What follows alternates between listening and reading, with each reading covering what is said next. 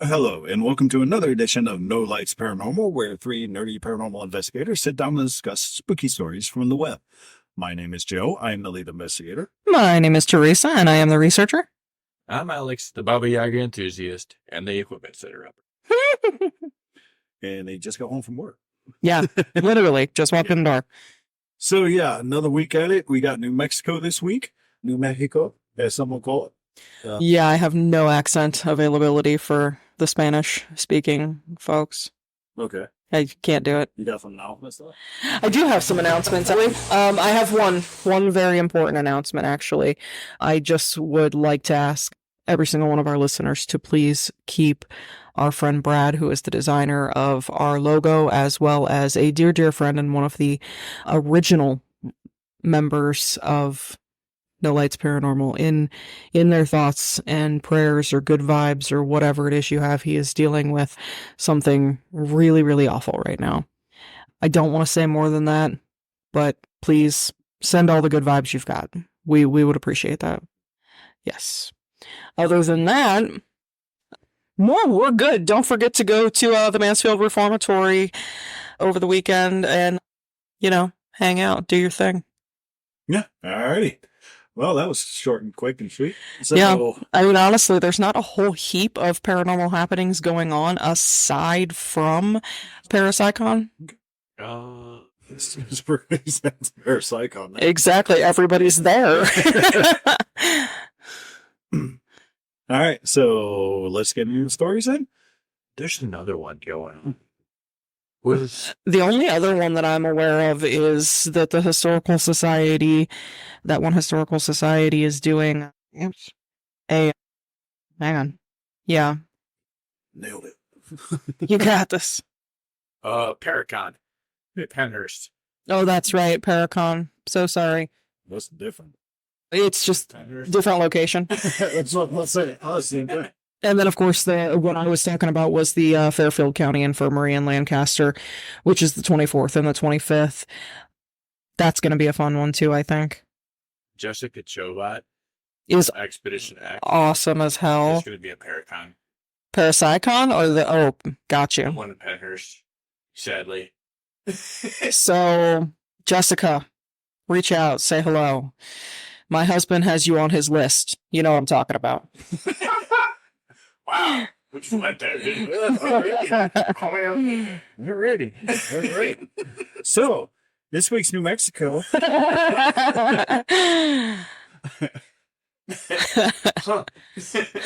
That's all right. Phil can call me. That's exactly what I was trying to just say right I feel real weird about this story now. It's a good thing. Nope. We're just going to leave that alone. I'm being a good show today. I love it. I love it. I love You it. gotta go first. Yeah. Go ahead. Story out of the way. Have at it. You go. Mm-hmm. I mean, you got the perfect counter. There you go. So, I was probably the last one to come up with a story this week, so it's only fitting that I go first. Generally, when I can't go through like a list and find something that piques my interest, I'll like literally look at a map of the state and pick like a town or a city and like see if there's something haunted there. Yeah. And when I stroll out of New Mexico, I found a place called Truth or Consequences. Okay. I've actually heard of that. All right, so here's the thing, right? To give you a quick rundown of a couple of facts of Truth or Consequences, it changed its name on a dare on April Fool's Day. Okay. This is literally the name of the town now, and that's when it happened. They literally Just for Somebody- kicks. Wasn't it Consequences or something like that? no, it used to be Hot Springs, New Mexico. Way off. The town held a vote, and the name change was made official on April Fool's Day in 1950. Okay. Another thing about Truth or yeah. Wait, in 1950? Yeah, in 1950. That's funny as hell. I love that. Ironically, Stephen King also holds the keys to the city. Really? Did not know that. Fitting. Very fitting. It's literally in the middle of nowhere. It's about 120 miles north of El Paso and 150 miles south of Albuquerque. It's literally in the middle of nowhere.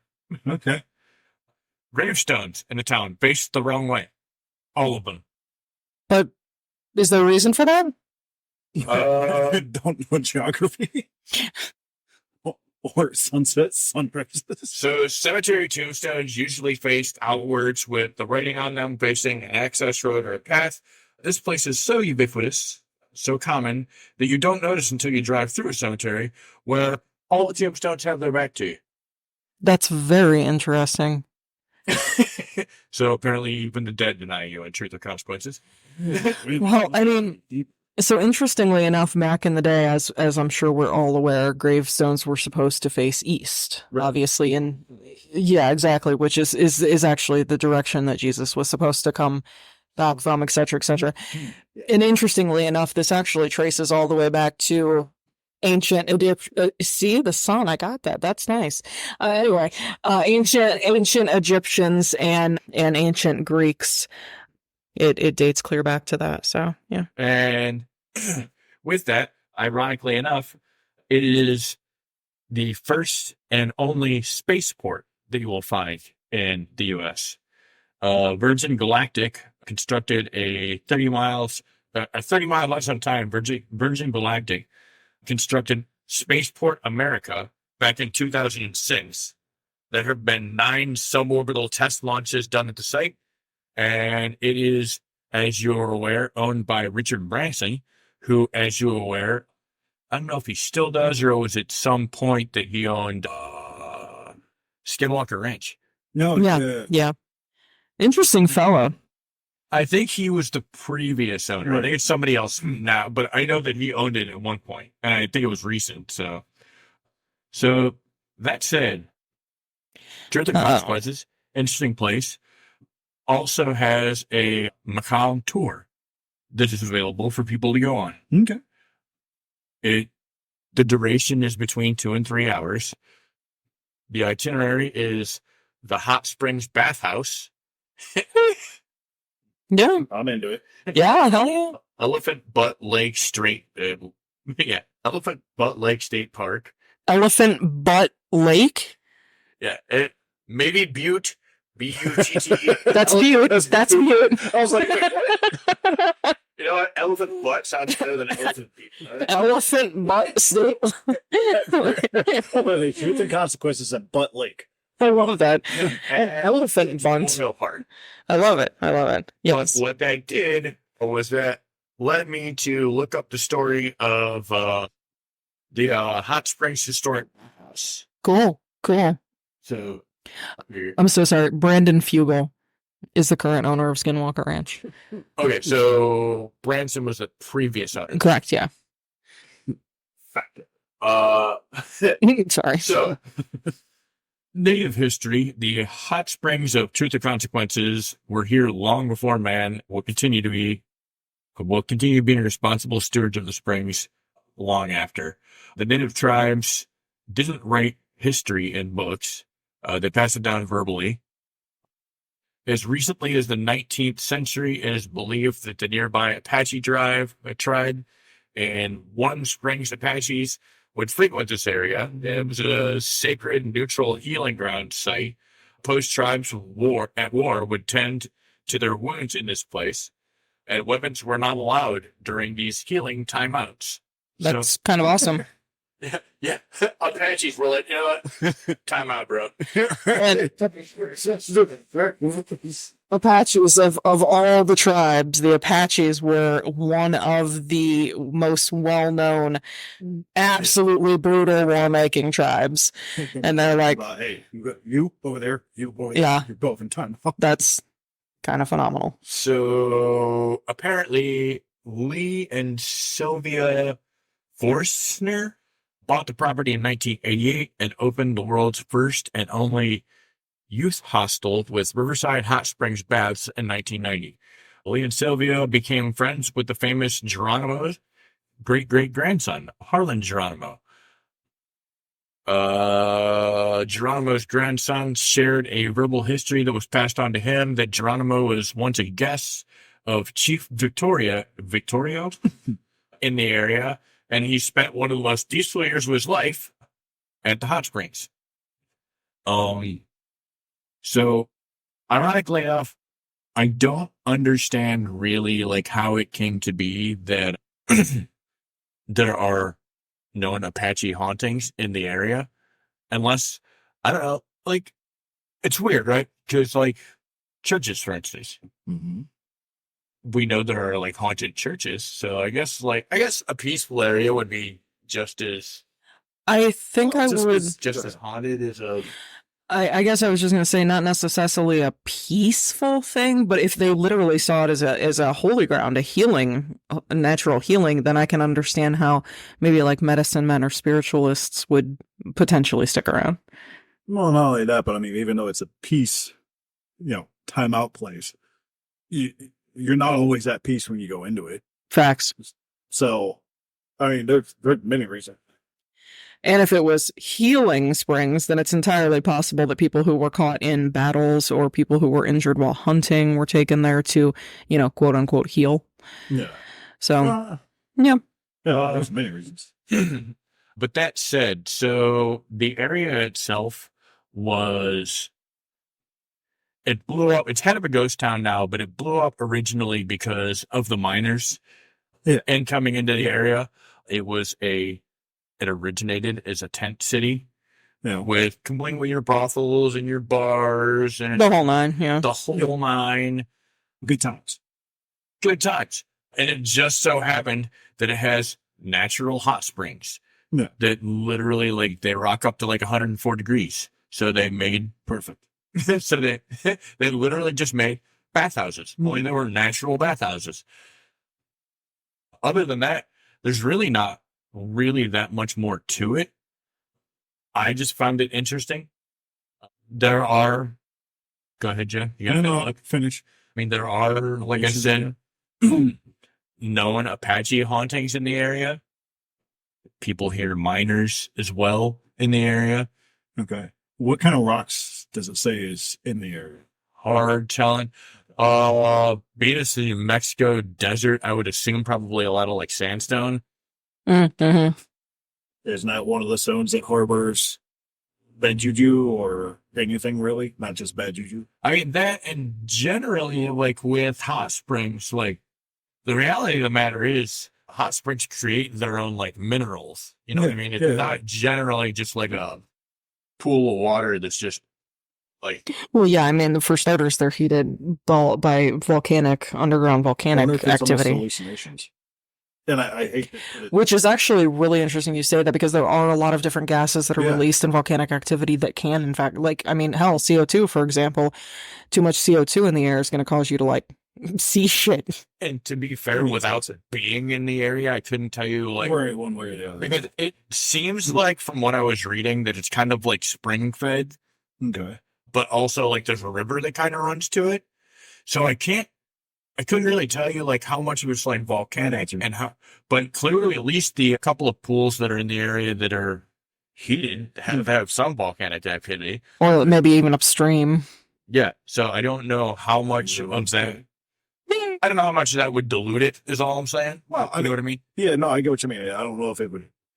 That's an interesting theory, actually. If something were to happen at the top of the river, would it actually the energy transfer down to where it lets out? Well, the other interesting part is one of the more common notable things that happens near the hot springs, the bathhouse that it used to be, is high EMF readings. Okay. Which kind of makes sense if you're talking like volcanic spring fed and this and that. Like, that makes sense. Yeah. All right. But yeah. So that's what I found. Consequences in New Mexico. Truth or consequences. But like was Butt Lake. Elephant butt. Elephant butt. Very important. Elephant butt. I'd die if they actually change the name to that. You're going to get first, folks. But that said, I actually thought it was pretty cool. They actually did like a weird tour. Yeah. No, that was, I mean, where they apparently go into depth about like Apache attacks and the prostitution and the whole nine. Well, I mean, you say weird tour, and I know why you said it, but I literally think every state, county, whatever, should do something like that because let's face it, we have a lot of weird stuff happening everywhere. I think it would be a cool tour. Oh yeah. Oh, but the general masses, I can see how they would look at it as weird. Yeah. The normal I say in quotation marks, people. And just as a special note, and I don't know if either one of you got into it with your stories, I kind of wanted to venture away from it in this particular state, even though it sits in that axis of multiple states where, like a lot of stories I was wrong across, mentioned skinwalkers. No, I stayed away. I stayed away from skinwalkers as well. So honorable mention, New Mexico is full of cryptids. Yeah. So full of cryptids. Oh yeah. No, I typically stay away from the skinwalker thing, just not because I don't want to. I do, but I feel like that's a full episode to itself rather than just a passing mention. No, I feel like I would much rather have like an in-depth story about it written and prepared than just like, oh, and there's skinwalkers at this place. yeah, to be perfectly honest, the whole idea of it for me is superstition. It's, I mean, just that we are so fluid to spit out the word skinwalker. Clearly, we're white folk, and we need to be potentially a little bit more superstitious because our native brothers and sisters would tell us to fucking stop it. I mean, I feel like I could say that. I live in Ohio, all right? I'm hopeful that there are not skinwalkers in Ohio. My great-great-grandmother was Chief City Bull's daughter. My grandmother was daughter of a chief. She was like Cherokee. But to be fair, Cherokee and skinwalkers didn't have such an elaborate history as far as other tribes. Other tribes certainly did. That's why I'm saying they needed a whole episode. Well, I mean, the thing is, like with and Ness, they each tend to kind of have, like, to an extent, their own dialect. Mm-hmm. So Cherokees could have fairly just called it something else. Oh yeah, that's true. So that would be an episode to delve into a little bit. You know what? Yeah, we will do that. Just want to cork in that and do like Native American stuff. Well, I'm not even saying that, just the different things that different cultures call the same thing. Valid. That would be an interesting episode. Like, it's the same thing. They just called it different because. But I mean, it could be totally it could be its own episode anyway, because like, look at Bigfoot, like different. I mean, he's got 80,000 names. A couple of places that I want to go here in Ohio. Was it the Shawnee that were the mound builders? The Shawnee were the mound builders. Well, the Adena people is what I'll call them because they were the prehistoric tribesmen of the Northeast. Yeah. And they had a sect, and I don't know how good or bad they were, of shaman / medicine men. Yeah. They were called the Black Hand. Yeah. And there apparently are places along that river in Ohio that you can still see like a black handprint, like in the rock. No, I've seen them. That's been there for thousands of years. Yeah, they were for real badasses. Yeah. Yeah. Crazy shit. Exactly. Listen, just don't mess with shit you don't know about, all right? Don't touch it. Let's make it that easy. No touchy. Fucking lick it. Stop fucking touching it. That's my tagline. All right. So, you want me to go next? Sure, go ahead. Okay, because you said yours is... All my stories are long, but yes, this one is in particular long. Yeah. You have to buffer. Apologies. All right. No, you're fine. All right. So I did the ghostly encounters at La Fonda on the Plaza. I found this one particularly interesting just because I was kind of like you, Alex. I was going through all the stories and I was like, nothing's really reaching out to me until I found this one because, again, it might be famous to you guys, but this is the first time I've heard of it. But it seems a lot has happened there. I'll start off by reading the first paragraph. The heavy footsteps paced the hallway of La Fonda on the Plaza, a landmark hotel in Santa Fe, New Mexico. Back and forth, and the footsteps continued late into the night, loud enough to keep one guest wide awake. He called the lobby to report the disturbance, and a hotel employee was sent to investigate. When he arrived, he saw a man in a long black coat walk into the stairwell and then disappear. But when the employee followed him into the stairwell, there was no one there. Could it be the ghost of Honorable John P. Slough, a judge who got into a deadly argument in the hotel's lobby with a member of the territorial legislature of Donna Ana County back in 1867, only they put another 7 in there, so it was kind of weird. His signature accessory, after all, was a long black coat, and numerous hotel guests have seen the apparition roaming hallways in the lobby. Judge Slough isn't the only spirit believed to be lingering at La Fonda, but any hotel that's been around for 400 plus years and has been the site of violent gunfights and public hangings is bound to have its share of things go bump in the night. Facts. And again, this goes back to the ongoing message that we have of the land might actually be haunted rather than the place itself. While the hotel stands today, was built in 1922, official records show that it was on the site of the city's first inn, built back when the city was first established in 1607. Today, La Fonda, a member of the Historical Hotels of America, is popular among vacationers looking for a bit of history and perhaps a ghost site. You can dine there. The local restaurant is located in what was once the hotel's inner courtyard, and you may see a ghost of a businessman who drank and gambled away his fortune at the hotel, which a lot of people did that back in the day. Mm-hmm. Heavily in debt and driven mad by his losses, he ran into the inner courtyard, jumped headfirst into a deep well. First banker. Right? Damn. Diners and the staff have both reported seeing a ghostly figure that walks to the center of the restaurant and then disappears right at the spot where an old well once stood. Oh my goodness. So it's kind of like he's Still doing that. And then there's a ghostly young bride who was murdered on her wedding night by an ex-lover. She had been seen haunting the wedding suite, room 510, as well as the lobby, an elevator, and a basement.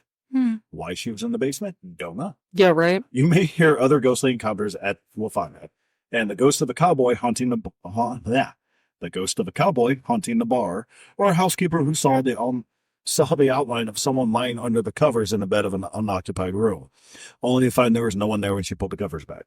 I don't know about you, but that has always freaked me out. That's a big nope. You see the outline of someone in here, and you're like, all right, someone's in the bed. Who's in my bed? Oh, that's always freaked me out going into a hotel. Why? I need a different room right now. All right, come for the ghost, but stay for the... My brain will not let me say this word. Pablo-style architecture with the colorful tiles, handcrafted chandeliers, and thick wooden beams, but maybe sleep with the lights on. Again, it goes back to our ongoing theory of the land is on. Yeah. Like I said, in the original one, it was actually built in 1607, the original. Very old. Similar stories that I found about it were actually, like they mentioned, gunfights. Mm-hmm. There was a lot of gunfights there that would just happen over a random poker game. As we well know, it's been documented throughout history. Poker was a nasty game back in the day. Yeah, if you got caught cheating, you were shot right then. One of my stories has got a poker game death as well. Yeah. One of another story in there was a lynch mob came and found a guy that was staying at the inn and hung him up in the backyard. Damn! Just literally throw a rope over a tree and hung him right then. And that was that. Yeah, which I always thought they did that, like took him somewhere, took him back to Guess not. the constable or whatever the Just prominent sheriff was at the time. Yeah, and just like no, that. they just strung him up in the backyard and killed him. So Well, already then. with that, and last week the discussion we had, don't worry, I'm not going to get deep this week. With that much tragedy happening, again, the original building was burned, knocked down. They built something else, and apologize for the cars passing by. Yeah, traffic. Is it more the land because of the energy and the blood spilled into the land? Goes back to that. Right. I'll leave that open-ended this week because we still got another story. Valid.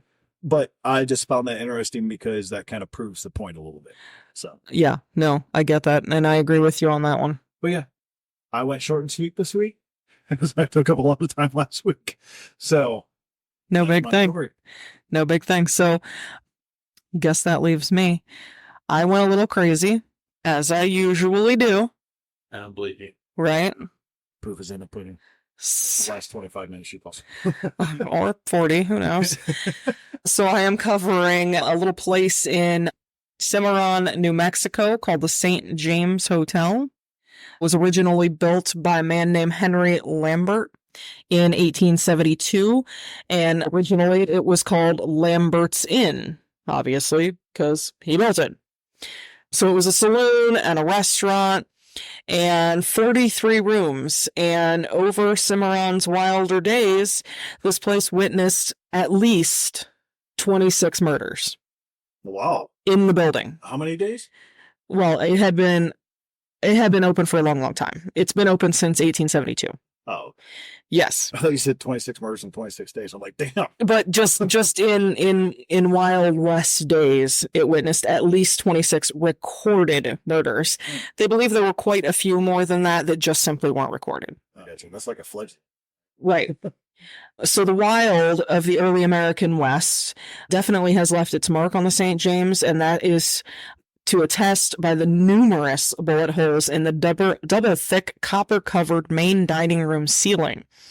Mind you, double thick ceiling, then covered by copper, done intentionally because in the Wild West days, people playing games downstairs would often fire bullets into the ceiling, and they were doing their best to keep stray bullets from killing guests on the upper floors. Yeah, because the business happened. But Yeah, it was a thing. So before Henry made his way to New Mexico, he was the personal chef of President Abraham Lincoln, recommended by his friend Ulysses S. Grant to be said chef. He continued to hold this position until the president was assassinated in 1865. But before long, Henry made his way west in search of gold, just like everyone else did. Finally settling in Elizabethtown, New Mexico, he opened a saloon there and a restaurant rather than finding gold. At this time, Elizabethtown, Cimarron, and much of the surrounding areas was owned by a man named Lucian Maxwell. You might know this one from the Maxwell land grant, which was literally the largest land grant in U.S. history. It was considered a privately owned contiguous tract of land in the U.S., and that's why it was the biggest. It was privately owned, comprising of 1,714,765 acres that stretch from New Mexico into southern Colorado. okay, So lots and lots of land. not hiking that. You're sure not. And when Maxwell sold the grant in 1870, the new land grant company men discovered that the French chef, Henry Lambert, who was working in Elizabethtown, and they enticed him to come to Cimarron. The Lambert Inn, as it was called at the time, started business in 1872. Built during a time when law and order were basically non-existent, the saloon quickly gained a reputation as a place of violence. It is said that there were at least 26 men shot and killed within its adobe walls. The first question usually asked around Cimarron each morning was, "Who was killed at Lambert's last night?" The saloon was wildly popular with cowboys, traders, miners, and many travelers to Santa Fe who ran up the Santa Fe Trail, which was basically almost like a commerce trail that ran between Franklin, Missouri, and Santa Fe, New Mexico. And fun fact, you can still actually travel parts of that trail because they were integrated into Route 66. So, yeah, super cool. The saloon did so well that Henry added guest rooms in 1880 and a hotel that was soon considered one of the most elegant hotels west of the Mississippi River. Many well-known people stayed there over the years, including Wyatt Earp and his brother Morgan and their wives, who spent 3 nights at the St. James on their way to Tombstone, Arizona when he became the sheriff there. That's funny. I just watched 2 recently. Oh, great movie. Great movie. Jesse James stayed there several times, always in room 14, signing the register with his alias R.H. Howard. His nemesis and would-be killer, Bob Ford, also stayed at the St. James. Buffalo Bill Cody, who was a goat rancher and a goat ranch manager for Lucian Maxwell for a short time. Sorry, big truck. That's actually where he met Annie Oakley, who also stayed there. And then they began to plan and rehearse for the Wild West show, which was wildly popular for over 30 years. My grandpa went to see it. Very cool. Let that sink in. That's very friggin' cool. Henry had a son named Fred. When he was born, Buffalo Bill actually nicknamed him, so sorry, Cyclone Dick. Because he was born during a blustery snowstorm. I couldn't even turn down that nickname. Right? And Buffalo Bill became Fred's godfather. As Fred Lambert grew older, Buffalo Bill was the one who gave him his first instruction on how to use guns, and he would spend his entire life upholding the law as a Cimarron sheriff and a member of the tribal chief and a territorial marshal. When Buffalo Bill and Annie Oakley left Cimarron to take their show on the road, they literally took the entire village of Indians from the Cimarron area with them, and they all formed the show. This is where I got to really play with this story, and I loved it. Other notables who have stayed at this historic inn include Army Scout, lawman, professional gambler, and journalist Bartholomew William Barclay Masterson, better known in his day as Bat Masterson. Okay. Yes. Right. Thomas Edward Ketchum, better known as Blackjack, who was a professional cowboy turned very successful train robber. Union Army hero General Philip Henry Sheridan. John Henry Holliday, whom you will know as Doc Holliday, who actually began profession as a dentist and later became a gambler, a gunslinger, and the best friend of legendary lawman Wyatt Earp. Mm-hmm. Right? Henry McCarthy, whose alias was also William Bonney, but we all probably know him as Billy the Kid. He managed to become a household name after being a fugitive for the government for just 4 short years before his death. He was shot by lawman Pat Garrett in Fort Sumter, New Mexico. Interestingly enough, Billy the Kid did a lot of bad things while he was on the run as a fugitive, but you know how he became a fugitive? Only from the Young Guns movie. So it's actually really stupid. His first run-in with the law, he was 16 years old, and he stole food because he had no food, no money. His parents sucked. Yeah. It's time back then. Yeah. And he got in trouble over that, obviously. Not long after that, he knocked over a small convenience store and stole the money. Didn't hurt anybody, just stole the money so that he could get food and things like that. That caused a warrant to go out for his arrest. He decided to skip the warrant. That's how he became Billy the Kid. By basically stealing food and a little bit of change from a store. Well, I mean, that's how it starts. It's insane, isn't it? So, yeah, Billy the Kid was literally just a child who didn't have enough to eat. Let's see here. And Clay Allison, whom was a Confederate war soldier, cattle rancher, cattle broker, and a pretty all-around interesting fellow. So, for starters, he's responsible for 7 out of the 26 shooting deaths at the St. James. Okay. Secondly, this man came into town one time. He was in a drunken stupor, which was very normal for this man, apparently. He comes riding in on his horse, wearing only his gun belt. Nice. I like him already. Right? Got down off the horse. Some other things happened. He ended up shooting himself in the foot. I'm so glad you said the foot. just messing around, shot himself in the foot. Interesting shit. So he was very dangerous to himself. When the railroad came through, obviously the Santa Fe Trail died off. Soon after, the gold in the area began to play out. Cimarron's population dwindled, and the elegant St. James Hotel fell into disrepair. When Henry Lambert's sons, Fred and now Gene, replaced the roof of the Lamberts Inn in 1901, they found more than 400 bullet holes in the ceiling above the bar. A double layer of heavy wood prevented anyone from sleeping upstairs from being killed. Today, the ceiling of the dining room still holds 22 bullet holes. Couldn't get them all. Henry Lambert died in 1913, and his wife Mary Lambert passed in 1926, both in the hotel. Throughout the years, the old hotel was many times uninhabited and passed from owner to owner. However, in 1985, the St. James Hotel was restored to its former luxury, and within just the last decade or so, it was updated again. The St. James Hotel is said to remain host to several restless spirits. Both the owners and the hotel guests will tell you that many unexplained events haunt it.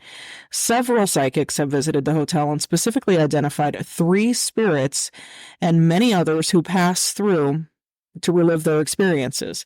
The hotel's second floor is the most active, with stories of cold spots, the smell of cigar smoke lingering in the halls when no smoking is allowed in the hotel, A prior manager said, "You never see them, but you feel and hear them all the time." Another report from the former owner states that she walked into the dining room and saw a pleasant-looking cowboy standing behind her in the mirror in front of the bar. The spiritual activity of the hotel has been featured on popular television shows such as Unsolved Mysteries and A Current Affair. Room 18 at the hotel is kept locked because it houses the ghost of an ill-tempered Thomas James Wright, who was killed right at the doorway of his hotel room after winning the rights to the hotel in a poker game. Having been shot from behind, Wright continued into the room and slowly bled to death. Wright's angry, malevolent ghost continues to haunt the room and does not like company. One former owner said she was pushed down while in the room, and on another occasion saw a ball of angry orange light floating in the upper corner. The room holds only a bed frame without a mattress, a coat rack, a rocking chair, and a bureau that was made out to as a shrine to the Old West. Sitting atop the bureau is a Jack Daniels bottle, a basin and pitcher, a hand of cards, an Ace Copenhagen tin, and several shot glasses. On the wall is a bad painting of a half-naked woman. Like a French girl. The staff considers this room to be the most haunted, and people are rarely allowed to enter the room, much less sleep in it. Rumors about when the room was rented, several mysterious deaths occurred there, and lots of other unfortunate things happened. A group came in to renovate the hotel as a whole, but when they were attempting to do that room, lots of really, really misfortunate things happened throughout the hotel and to the members of the construction crew. With all of the things that were going down, the noises, people being pushed and pulled and shoved, things disappearing, the owners shut and padlocked the door, just left it as it is. So it has not been touched since the late 1800s. Okay. Room 17 is the epicenter of sightings of Henry's second wife, Mary Elizabeth, who is said to return to the hotel as a protector. Mary gave birth to her children in the hotel, and she died there herself in December of 1926. Allegedly, Mary's rose-scented perfume can often be smelled in her old room. Sometimes, an insistent tapping is heard when the window is open and will not stop until the window is closed. On other occasions, a milky, transparent woman has been seen in the hallways, and it should be noted that generally only men can smell the rose perfume. Women generally don't smell it, even if they're standing side by side. Hey, somebody's still trying to get some clientele? Potentially. Another dwarf-like old man has been seen in the hotel. Nicknamed the Little Imp by the hotel staff, the spirit is very mischievous, constantly playing tricks and laughing at the staff. On one occasion, it was said... I was going to make that joke. On one occasion, he was said to have stuck a knife into the floor between two owners of the old inn. However, he's often blamed for objects that mysteriously disappear only to be found later in locations where they do not belong.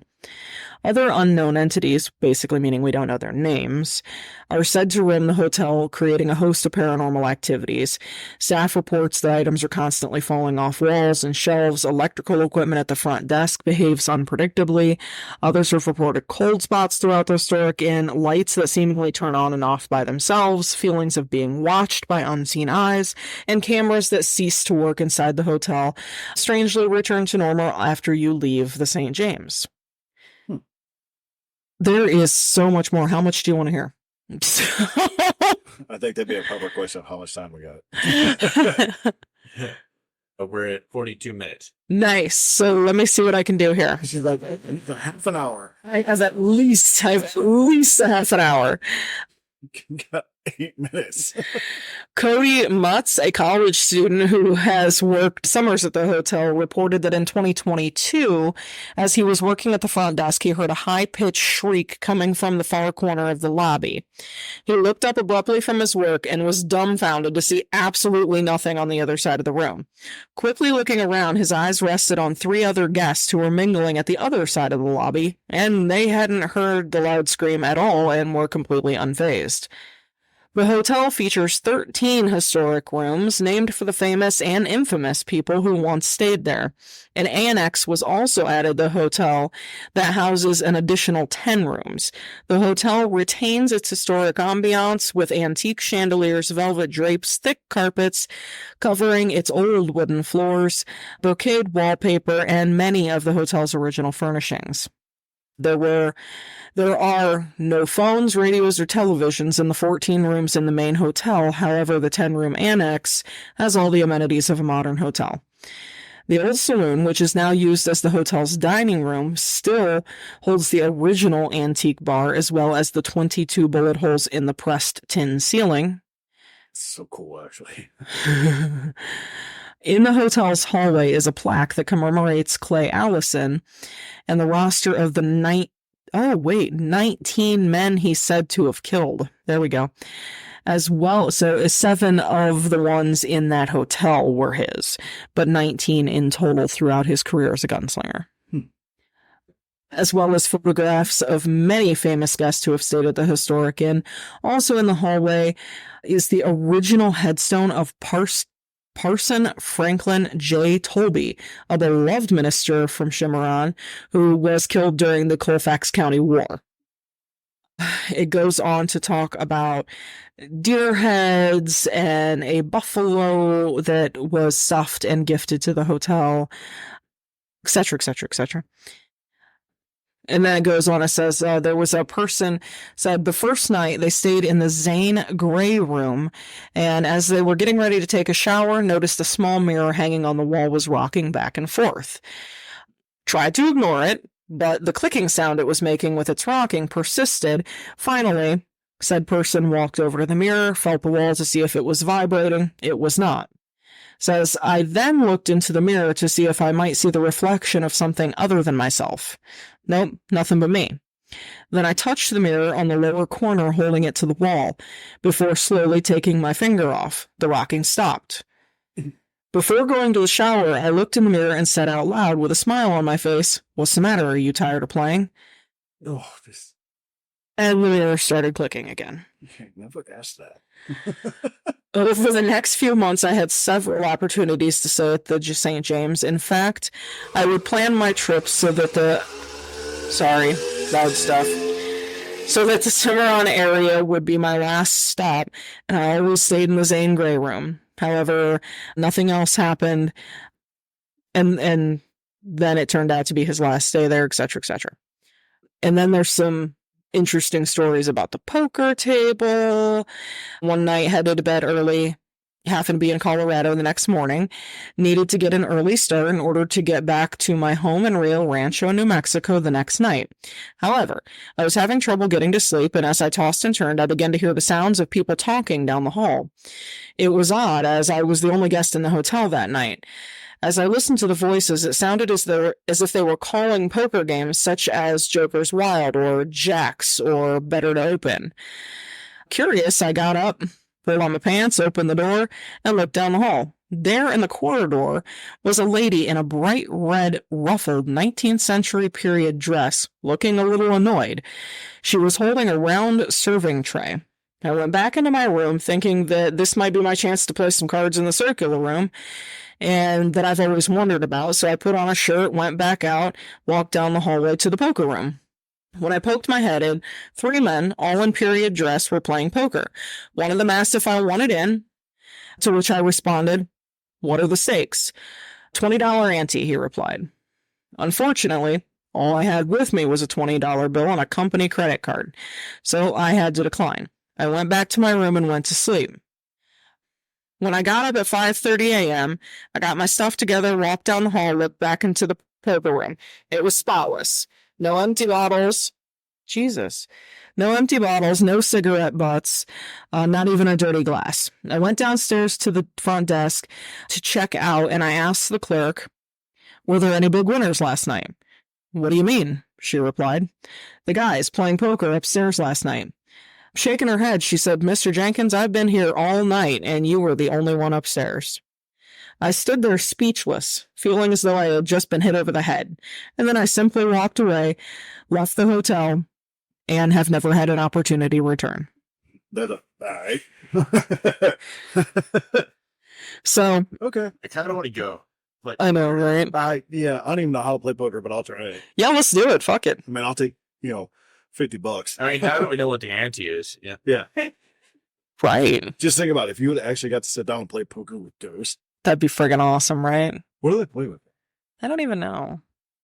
This place has got such a long history that there are lots and lots and lots of other stories, but that is pretty much where I'm going to leave You're it. an interesting skeptic with me, knowing the place, knowing the era, knowing the ghosts. I try to cheat. Yeah. So, A ghost little bullet in my back. I don't know. haunt you in your sleep. I'm going to be 28, 27, whatever. I love it. If that's the case, I wouldn't even need money. True. You're cheating anyway. Fuck it. Kind of ghosting me right now. Get it? Hot. Yeah, but no, that's actually pretty cool. I loved that one. It combined a couple of my favorite things. I got to talk about ghosts. I got to talk about cowboys and outlaws, and No, that's funny. I just love his reaction. Like, all right. She's like, and I'm out. That's a just accept it and move on. Exactly. Keep it moving. Keep it pushing. So yeah, I absolutely loved that story, and I had a lot of fun telling it. Stay ready. I ain't got to get ready. Exactly. Yeah, I thought that was a good one. Yeah, I like New Mexico. It had some old time Western stuff to it, which, everybody likes. Mm-hmm. Yeah, it was fun. It was. I enjoyed it. Agreed. So, with that said, I think we've covered New Mexico. Thank you, New Mexico. That was a lot of fun. Yes. Good night. So, where are we going next? Yeah, what is next? Next week should also prove to be a big one. It's a kind of a major and out of the way place. Interesting. Man. Maine. Yeah, I was expecting something like far West Coast. Oh, that would have been good too. Yo, can you imagine Alaska hauntings, where all the ghosts have icicles hanging out of their nostrils? Maine will be pretty good. Yeah, Maine's got some stuff. Maine will be good. Because even still to this day, the vast majority of Maine is like untouched wilderness. Yeah. So that'll be cool. Fuck. Mhm. No, actually, no. I don't think there will be. I don't know. We shall see. We shall see. Well, cool. Maine, we'll see you. That's great. Awesome sauce. And because she loved it so much, I just want to mention that my friend Noosley listens to every single episode, and she got downright giddy when she heard that I said her name on air. So that means we need to have a new segment called Noosley News. Noosley News. Oh my God. Let's just come over and record with us. Yeah. This news. I told her that already. She can do the announcements. There you go. And for Noosley News, What's in the news, Noosley? little pun on her name there, sorry. For real though, I absolutely love it that she listens and she's a hardcore fan, and I love all of you that listen and are hardcore fans. And Just about to say something about that is like, I think when we first started this and we had people like, I know I experienced it here, Teresa. yeah, When you had people say like, hey, I listen to your podcast, you're like, like what? cool. What? it was when we walked into the ballet studio in Wadsworth to ask him if we could make him part of that ghost tour, and she's like, "Oh yeah, I know who you are." And we're like, "Wait, what?" Like, I'm used to people being like, I know you. I'm just like, okay. But just say like, oh, I know who you guys are. It's like, wait, how? Wait, how do you know me? Like I don't know you. You're on podcast and that your voice is out there and being Exactly. forget that at times. And to be fair, like there was a solid like 10 to 15 weeks when we first started when I knew that our recording quality was absolutely dodgy. Where people were like, I heard your podcast. And I'm like, Like, oh, I'm sorry. we'll do better. Yeah. Actually, I think we said that for the first 5 episodes. Like, we're trying to get better. Like, I swear to God, it's not going to stay this bad. Yeah. Oh, I love it. But no, now we get it. We're like, oh, thanks. Appreciate it. Appreciate you. Like, I hate to say it, but like, we're like somewhat vets now of getting this. Yeah, yeah. I'm just like, cool, thanks. Love you too. Exactly. Love it. Share. No, oh, yeah. As this list diminishes, like somehow, I don't know how, but it seems like we have a lot of like what I would class like the interesting states left. That, or maybe my opinion of states overall has just changed slowly but surely as we've been here. I mean, I feel like there's a lot we're of all. states that surprised me. Yeah. Yeah, like, I ain't doing anything there. Oh my God. Like, yeah. And it turns out to be effing crazy. Now watch Alaska will be the last one and there's nothing happened. Like, man. This is like Remember that movie? Listen, there's the last triangle up there, right? There's got to be something fun. Right? Mhm. Yeah, I'm excited. Uh-huh. I'm excited. I was thinking that, man. Oh God. Yeah. It's cold and snowy, all right?